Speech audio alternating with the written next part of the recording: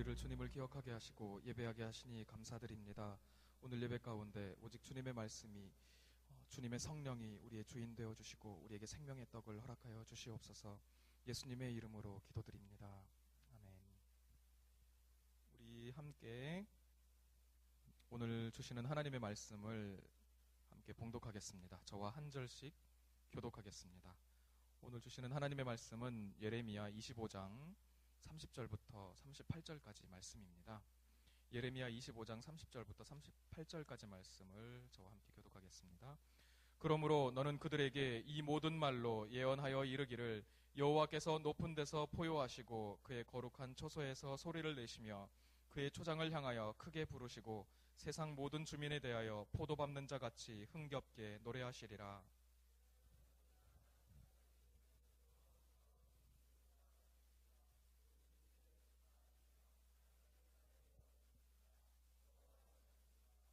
만군의 여호와께서 이와 같이 말씀하시니라. 보라, 재앙이 나서 나라에서 나라에 미칠 것이며 큰 바람이 땅끝에서 일어날 것이라.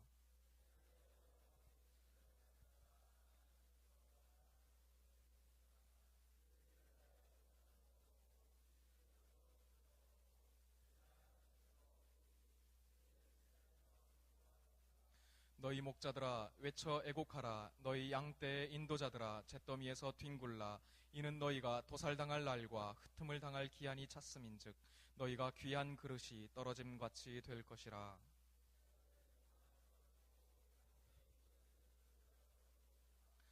목자들이 부르짖는 소리와 양떼의 인도자들이 애곡하는 소리여 여호와가 그들의 초장을 황폐하게 함이로다.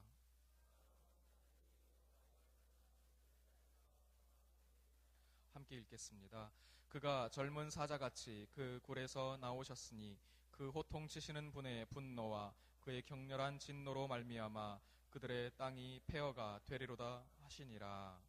아멘.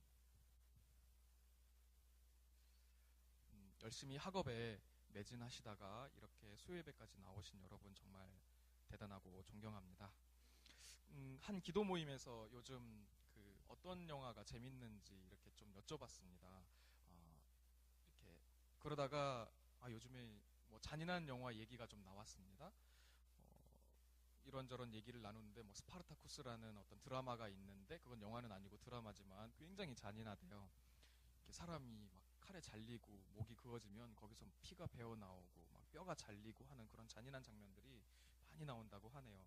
그런데 요즘에 그런 잔인한 영화들은 정말 굉장히 사실적으로 묘사하고 몸이 나뉘어지고 굉장히 우리의 마음을 불편하게 할 만큼 선정적이고 폭력적인 것들이 많이 있답니다. 이런 영화 얘기들을 막 나누니까 한쪽에서 누가 그래요. 그런 영화는 좀 보지 않는 게 좋대. 왜냐하면 우리 영혼에 굉장히 손상을 줄 수도 있고 영적으로 좀 약한 사람들은 보면은 좀 상처받으니까 되도록 보지 않는 게 좋다는 거예요. 저는 그 말을 듣는 순간 이제 이런 생각이 딱 들었습니다. 왜냐하면 오늘 함께 나눌 말씀을 그때 묵상하고 있었기 때문에 그 영화들이 그렇게 잔인하고 그렇다면 성경만큼 정말 잔인하고 또 이렇게 폭력적인 책이 또 있을까? 성경만큼 그런데 그렇게 잔인한데 성경은 우리 많이 읽어야 된다라고도 사람들이 얘기를 하잖아요. 여러분도 그런 생각 해보신 적이 있었을 것 같습니다. 성경에 맨 처음 등장하는 살인사건이 혹시 뭔지 기억나십니까? 가인과 아벨의 살인사건인데요. 근데 단순 강도나 어떤 치정에 의한 살인사건이 아니고요. 이거는 형 가인이 동생 아벨을 돌로 들판에서 찍어 죽인 이 친족 간의 형제 간의 비극적인 상해치사 내지는 살인사건이었습니다. 그리고 또 살인의 스케일 면에 있어서는 뭐 노아의 홍수 사건을 따라올 사건이 어디 있겠습니까? 지면에 노아의 가족을 빼놓고는 온 모든 사람들을 다 그냥 물속에 수장시켜, 그것도 그냥 산채로 물속에 그냥 딱 잠겨가지고 다 죽게 만들어버리는 엄청난 이런 굉장히 잔인한 사건이 바로 성경에 등장합니다. 가족 간의 사기 사건도 굉장히 등장합니다. 사기 쳐가지고 막 장자권을 빼앗는 야곱의 얘기. 그런데 그 야곱은 나중에 또 라반에게 일단 사기를 당해가지고 몇 년을 봉사했죠. 근데 한참 동안 봉사를 했었잖아요. 그리고 완전 막장 드라마도 이런 막장 드라마가 없습니다. 근친 상간이 뭐 몇 번 등장하잖아요. 우리가 생각나는 것만 해도 또 유다가 창년 줄 알고 자기 며느리 다말이랑 이렇게 그 일도 있고, 또 모압과 암몬 족속의 그 조상이 누구죠? 그거는 갑자기 갑자기 생각이 안 나네요. 하여튼 그런 근친 상간 사건들이 며느리와 이렇게 간통하는 사건들도 막 있고, 또 레위와 그 시므온 같은 경우는 자기 동생이 이렇게 강간당하는 것 때문에 가서 그 족속들을 다 죽이잖아요. 그것도 기억나시죠? 엄청나게 선정적이고, 이거를 그럼 우리는 우리의 영혼을 위해서, 우리 영혼을 보호하기 위해서 읽지 말아야 할까요? 하나님은 왜 그렇게 이렇게 숭고한 하나님의 거룩한 성경 말씀이라고 하기에는 지나치게 잔인하고 선정적인 이런 얘기들을 이렇게 성경에 많이 담아 놓으셨을까? 근데 보통 이제 우리가 깊이 신학적으로 생각을 하면 그런 잔인한 얘기들은 어떤 하나님의 잔인성을 드러낸다고 말하면 그건 굉장히 무식한 얘기고, 사실은 인간의 어떤 죄악의 비참한 결과, 처참한 결과를 나타내는 거죠. 그럼 오늘 나오는 말씀도 거기 지금까지 나왔던 사건들에 못지않게 굉장히 잔혹합니다. 32절을 보시면은요, 32절 보시면 만군의 여호와께서 이같이 말씀하시되, 막 시체가 나라에서 나라에 재앙이 미치고 큰 바람이 땅 끝에서 일어나는데, 33절에 보면 죽임을 당한 자가 땅 이 끝에서 땅 저 끝에 막 비칠 것이다. 온 세상 천지에 죽임을 당한 자들이 이렇게 넘칠 것이라 하는데, 여기서 죽임 당한 자들이라 할 때 이 죽임 당했다라는 단어가 사실은 창에 꿰뚫렸다 이런 단어거든요. 쇠꼬챙이에 또는 뭐 무기에 의해서 푹 쑤셔갖고, 그 전라도 말 기억나십니까? 전라도 말로 하면 굉장히 그 욕 중에 확 쑤셔불랑게 하는 그런 말이 있죠. 그게 굉장히 실감 나는데, 바로 성경에 쓰인 말이 바로 그겁니다. 확 쑤셔가지고 죽은 시체들이 이렇게 막 널려 있다는 얘기입니다. 그런데 널려 있는 정도가 아니라 아무도 매장을 안 해줘서 그것들이 다 분토가 땅 위에 될 것이다 했는데, 분토는 직역하면 똥입니다. 비료가 되고 또 거름이 되는 그런 존재들이 사람이 될 거라는 얘기죠. 굉장히 잔인하죠. 추적자, 악마를 보았다 뭐 이런 영화는 거의 저리 가랍니다.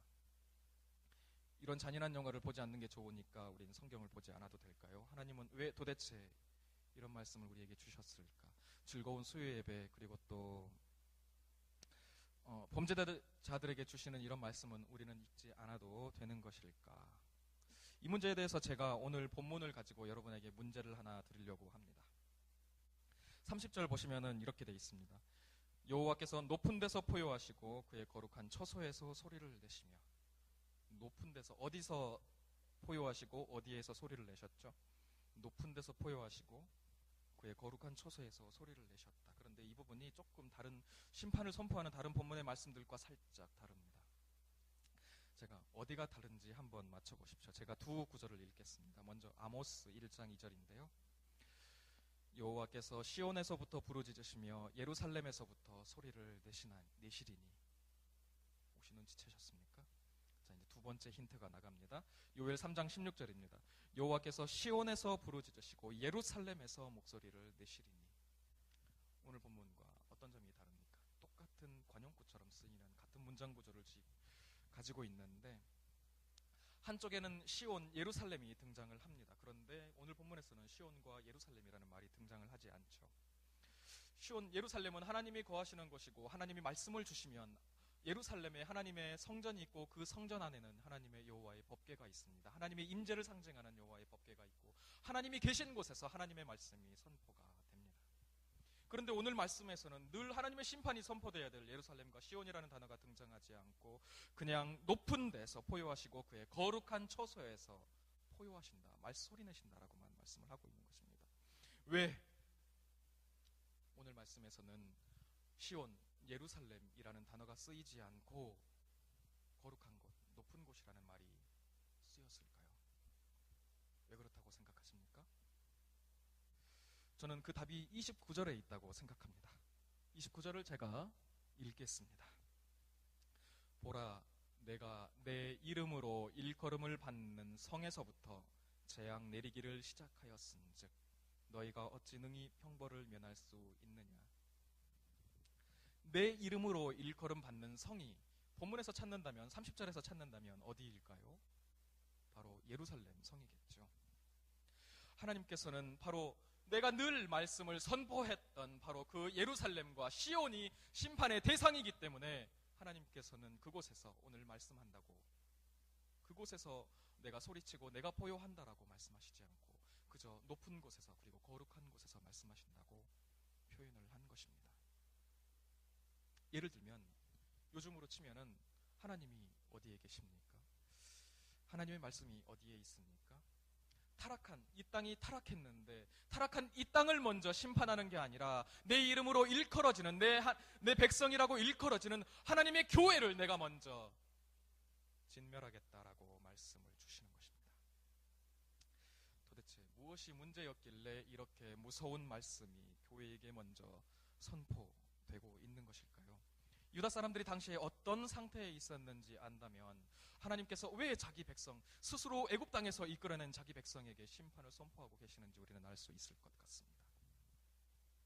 2주 전에도 제가 말씀드렸지만 이때는 이미 이스라엘이 제가 여러분이 이스라엘 역사를 얼마나 잘 알고 계시는지 몰라서 아주 단순한 것까지 다시 반복을 합니다.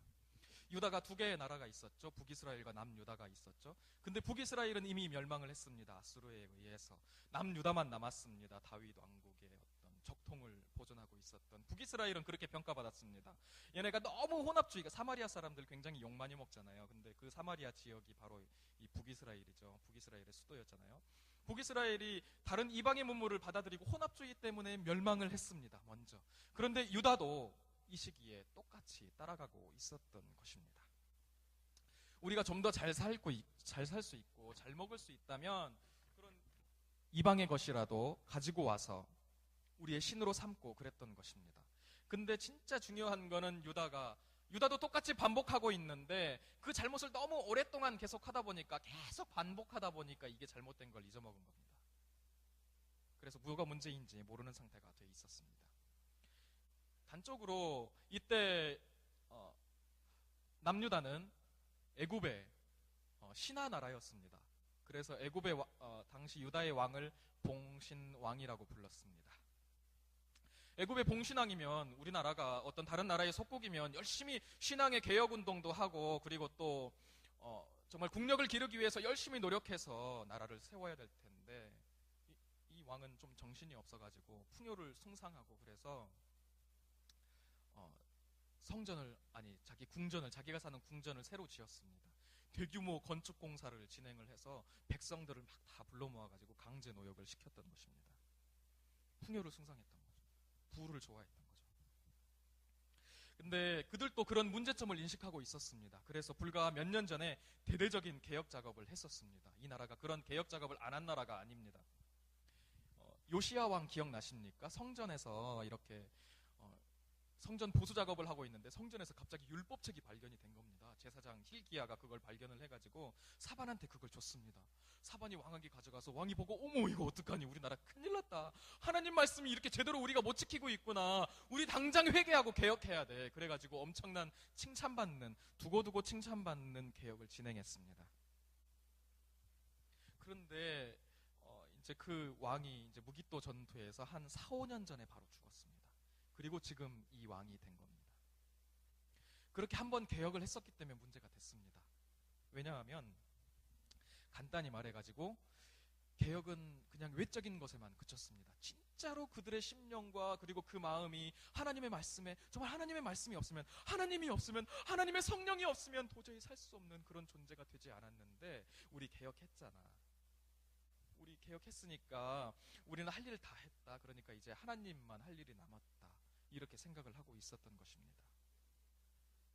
여러분 혹시 기억나십니까? 이때가 바로 그 요시야 왕, 개혁을 진행했던 요시야 왕이 죽고 한 5년 정도 되는 해였는데 우리에게도 5년 전에 비슷한 사건이 있었습니다. 1907년, 5년 전이면 1997년이죠? 맞나요? 2007년이죠? 네, 죄송합니다. 2007년에 그 일이 있었습니다. 뭐죠? 그로부터 이제 100년 전 거슬러 올라가면 1907년에 그 평양 대부흥 운동이 있었던 거 기억하십니까? 물론 기억은 안 나죠. 우리 배웠으니까. 네. 그때 우리 없었잖아요. 그죠? 저는 기억나는데. 네. 그 1907년에 길선주 목사님의 회개 기도로부터 시작됐던 평양 대부흥 운동이 있었습니다. 그래서 2007년이 되니까 사람들이 막 어게인 1907 하면서 막 회개하고 개혁하자 막 이런 부흥 운동이 있었던 것입니다. 몹쓸 개그에 웃지 마십시오. 어게인 2007년이라는 회개와 부흥 운동을 이런 행사를 진행을 해놓고는 이제 우리는 할 일 다 했어 이렇게 믿고 있는 겁니다. 본질은 변하지 않았는데도 불구하고 계속해서 이제 우리는 하나님을 가지고 있고 하나님의 교회가 지금 이 땅에 이렇게 많으니까 하나님이 이제 일하실 차례야. 그리고 우리는 회개도 했고 하나님이 우리 편이잖아. 그러니까 이제 잘 되는 일만 남았어. 너무 부정적인 시각 가지지 말고 말이지. 하나님을 우리 안에 모시고 있어봐. 하나님만 믿어봐. 그러면 다 잘 될 거야.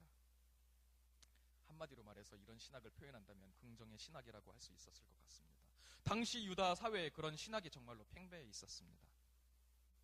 그리고는 그런 신학에 대해서 비판하고 잘못됐다고 말하는 사람들에 대해서는 막 비판을 가하고 니네는 굉장히 체제 부정적이구나 얘기를 하면서 이렇게 매장하고, 예레미야도 그런 일을 당했는데 바로 27장부터 그런 이야기가 이어집니다. 중요한 거는 자신들의 모습을 하나님이 어떻게 바라보고 계시는지는 전혀 생각지 않았다는 것입니다.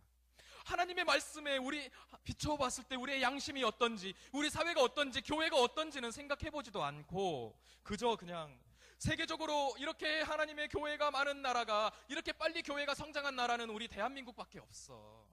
미국 다음으로 선교사를 많이 파송한 나라는 바로 우리나라야. 기독교 인구가 이렇게 단기간에 25%에 이르도록 빨리 기독교 인구가 이렇게 많은 나라가 어디 있나? 바로 대한민국이지. 그리고 대통령도 장로 대통령이지. 우리는 잘 될 거야. 물론 그런 게 잘못됐다는 얘기는 아닙니다. 예레미야서에 비슷한 증거들이 여러 있습니다. 제가 참고하기 위해서 좀 읽어드리겠습니다. 예레미야 14장 13절은 이렇게 기록합니다. 슬프도소이다 주 여호와여 보시옵소서. 선지자들이 그들에게 이르기를 너희가 칼을 보지 아니하겠고 기근은 너희에게 이르지 아니할 것이라. 내가 이곳에서 너희에게 확실한 평강을 주리라 하나이다.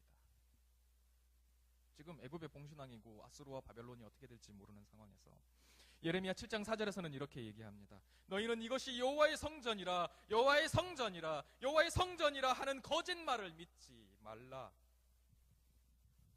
이 말은 번역하면 우리 요즘 시대 말로 바꾼다면 어떻게 될까요? 야, 니네 교회에 하나님이 있다고 믿지 마. 하나님이 있다고 믿지 마. 교회라고 다 해서 다 하나님 있는 거 아니야. 완전 전도를 방해하는 역적 같은 말을 예레미야가 지금 하고 있는 것입니다. 그들은 단지 여호와의 율법을 가지고 있다는 것만 자랑하고 있었습니다. 그 사실 자체만 자랑하고 있었습니다. 하나님의 말씀에 그 안에 영감 어린 그 뜻이 우리를 향해서 무엇을 원하고 있는지, 하나님이 얼마나 자비와 긍휼을 원하시고 교회를 통해서 그렇게 영광받기를 원하시는지 생각지도 않고요. 그냥 하나님의 말씀, 성경 우리 들고 교회 다니니까 하나님 우리를 잘되게 하실 거야 이렇게 생각을 하고 있었던 것입니다. 자기 확신에만 가득 차 있었던 것입니다. 말씀의 원리에 따라서 다스려지려고 하기보다는 상황에 따라서 자기 이익을 챙기고 권력을 행사하려고 했습니다. 예레미야 5장 30절과 31절은 이렇게 얘기합니다. 이 땅에 무섭고 놀라운 일이 있도다. 선지자들은 거짓을 예언하며 제사장들은 자기 권력으로 다스리며 내 백성은 그것을 좋게 여기니 마지막에는 너희가 어찌하려느냐. 야, 니네 예배 드린다고 교회가 그렇게 많다고, 파송 선교사가 많다고, 지금 니네 하나님의 심판을 하나님의 심판을 피할 수 있을 거라고 믿고 있으면 너네 그래가지고 어떡하니, 지금 큰일 났다라고 말씀을 하고 있는 것입니다. 우리의 얘기는 아닌 것 같아도 교회가 마치 사유물인 것처럼 자식한테 물려주고, 교회의 돈을 가지고 거룩한 사업이 아니라 자기 배나 불리는 그런 쌈짓돈 쓰듯이 이렇게 쏙쏙 빼다가 교회 돈 쓰는 일을 행하면서 그 사람들이 세상을 향해서는 잘 될 겁니다 이렇게 얘기하는 교회를 향해서 하나님은 이렇게 말씀하시는 겁니다. 내가 너네를 먼저 쇠꼬챙이에 다 뚫어버리겠다라고 말씀을 하시는 것입니다.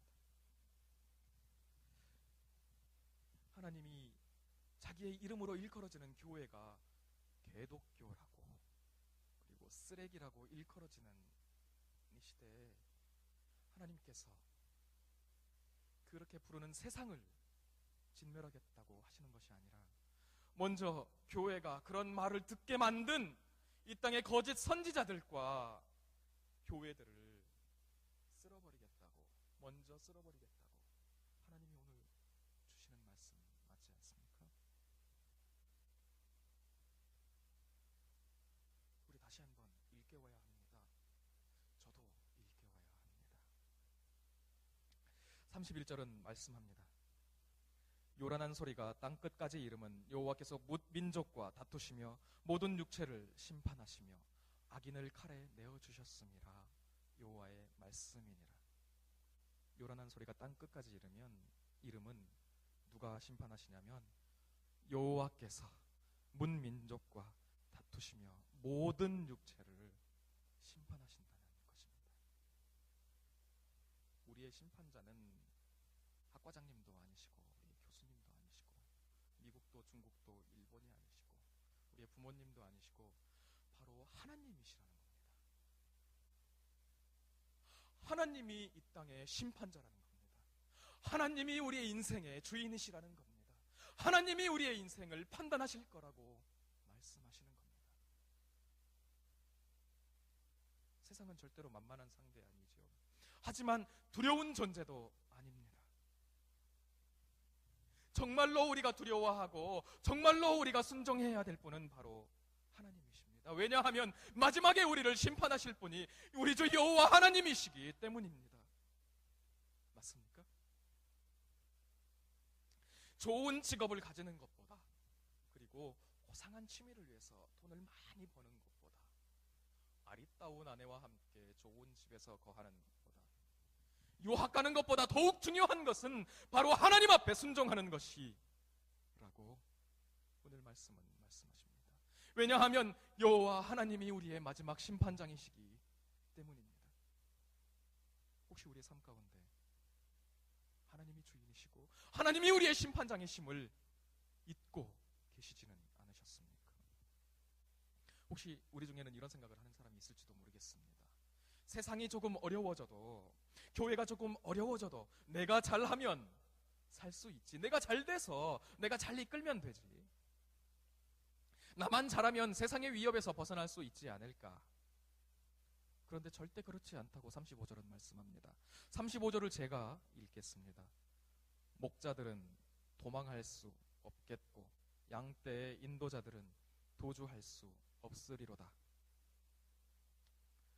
많이 배우고 여기저기 외국을 많이 다녀서 돈이 많아서 유사시에는 외국으로 갈 수 있을 것 같은 사람도 도망갈 수 없습니다.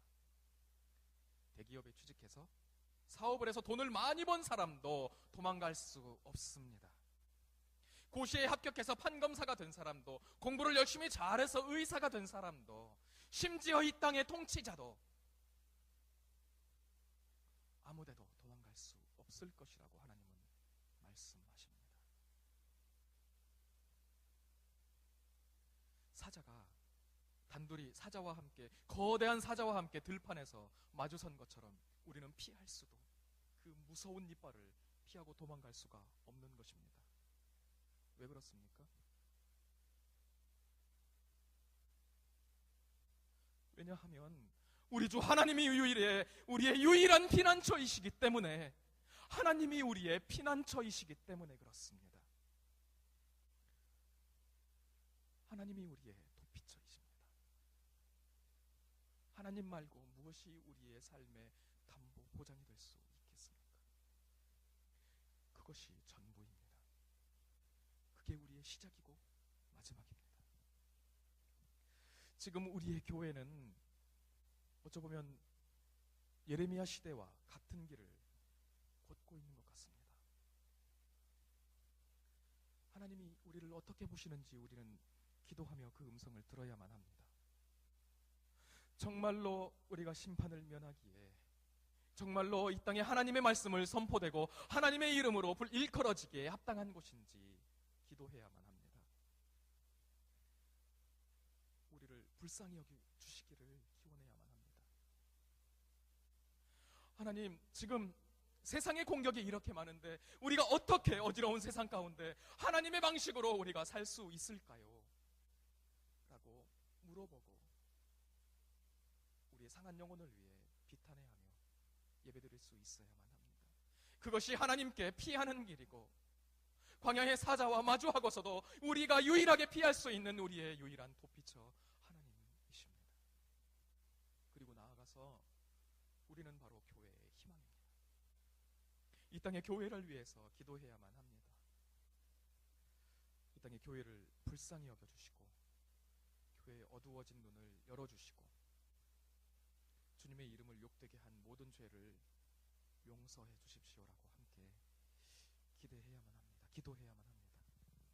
우리 잠깐 함께 기도했으면 좋겠습니다. 하나님, 혹시 우리 마음 가운데 세상의 방식과 똑같이 그렇게 도망가고 싶은 마음이 있지 않았나요? 하나님, 제가 이 땅에서 살아남지만 그게 세상의 방식이 아니었으면 좋겠습니다. 제가 도망가고 싶은데요, 하나님께로 도망가고 싶습니다 라고 기도했으면 좋겠습니다. 무서운 압박이 우리의 인생 가운데 있지만 도망갔으면 좋겠습니다. 하나님이 우리의 도피처가 되어 주십시오. 마지막까지 인내하고 소망으로 하나님의 말씀으로 인내하며 주님의 때를 기다리기를 원합니다. 주님의 심판의 때가 우리의 영혼이 거듭나게 되는 바로 그때가 되었으면 좋겠습니다. 우리 함께 기도했으면 좋겠습니다.